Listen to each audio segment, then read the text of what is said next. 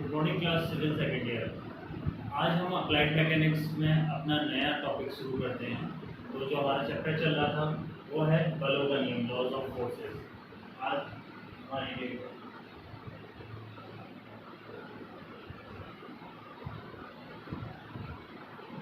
ठीक है, तो ये सेकेंड यूनिट का नेक्स्ट टॉपिक है। ये है बलों का नियम, बल निकाय, जिसे हम कहते हैं सिस्टम ऑफ फोर्सेस। तो क्या होता है बल निकाय? बल निकाय मतलब जब हमारी किसी एक ही बॉडी पर मतलब बहुत सारे बल एक साथ काम करने लगते हैं। ठीक है, हमारे पास एक बॉडी है और उसमें कई बल एक साथ काम करने लग जाए तो उस समय हमें क्या पढ़ना पड़ता है? बल निकाय पढ़ना पड़ता है, सिस्टम ऑफ फोर्सेस। तो सिस्टम ऑफ फोर्सेस मतलब इसका वर्गीकरण हमारा जो है वो बलों पर किस जगह पे बल लग रहे हैं, किस दिशा पे लग रहे हैं, कितने समतल में लग रहे हैं, इन सब से इसका वर्गीकरण किया जाता है। मतलब कि क्लासिफिकेशन जो है वो किस बेसिस पे होता है कि किस पॉइंट पे बल लग रहा है, किस प्लेन पे बल लग रहा है, इन सब चीज़ों से इसका क्लासिफिकेशन होता है। तो हमारा जो क्लासिफिकेशन है सिस्टम ऑफ फोर्सेस का या बल निकाय का, ये दो तरीके से होता है। तो समतलीय बल होता है जिसे इंग्लिश में कहते हैं कोप्लैनर, और एक असमतलीय बल होता है जिसे हम कहते हैं नॉन कोप्लैनर। ठीक है, तो दो टाइप से इसका क्लासिफिकेशन होता है। पहला है समतलीय बल, दूसरा है असमतलीय बल। ठीक है, तो समतलीय बल, समतलीय बल जैसे नाम से ही पता चल रहा है कि हमारे क्या है, बहुत सारे फोर्सेस तो लग रहे हैं लेकिन वो क्या है, एक ही प्लेन पे लग रहे हैं। ठीक है, एक फोर्स इधर को लग गया, एक फोर्स इधर को, एक फोर्स इधर को, ये क्या है, एक ही प्लेन है।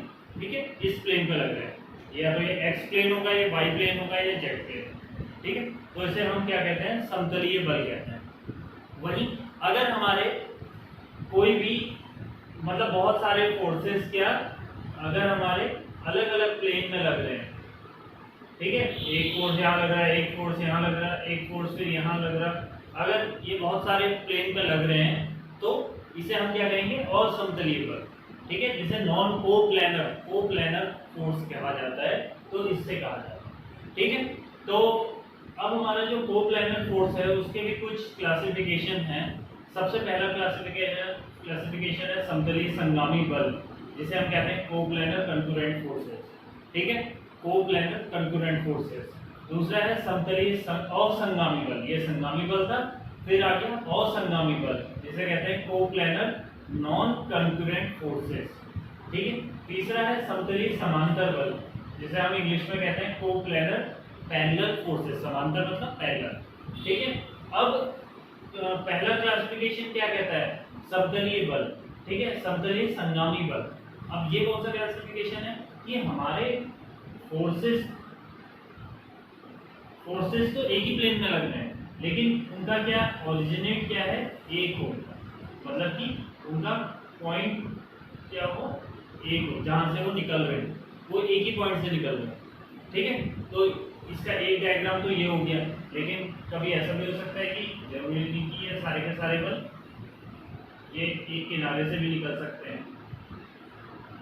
ठीक है, तो ये हो गया कोप्लैनर कंकरेंट फोर्सेस, जो जिनका पॉइंट ऑफ एक्शन एक ही हो। पॉइंट ऑफ एक्शन मतलब कि एक ही पॉइंट से निकल। ठीक है, तो इसे कहा जाता है समतलीय संगामी बल। दूसरा है समतलीय असंगामी बल। अब ओ लग गया मतलब कोप्लैनर नॉन कंकरेंट फोर्सेस लग गया, तो मतलब कि क्या हो जाएगा,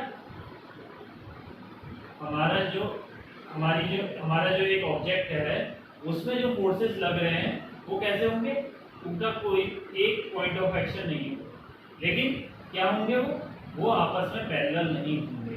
मतलब अगर एक ऐसा लग रहा है तो एक या तो इधर को लगेगा, एक इधर को लगेगा, मतलब ये आपस में पैरेलल नहीं होने चाहिए। क्यों? क्योंकि अब ये आपस में एक दूसरे को नॉन कंकरेंट है, इनका पॉइंट ऑफ एक्शन एक नहीं है, तो इसे क्या कहा जाएगा, कोप्लैनर नॉन कंकरेंट फोर्सेस, समतलीय असंगामी बल। ठीक है, तीसरा है समतलीय समांतर बल। अब इसमें क्या है, समांतर मतलब कि पैरेलल कोप्लैनर पैरेलल फोर्सेस। तो इसमें क्या होगा कि जो हमारे बल हैं जरूरी नहीं है कि वो एक ही दिशा में हो, लेकिन क्या है कि वो आपस में पैरेलल होने चाहिए।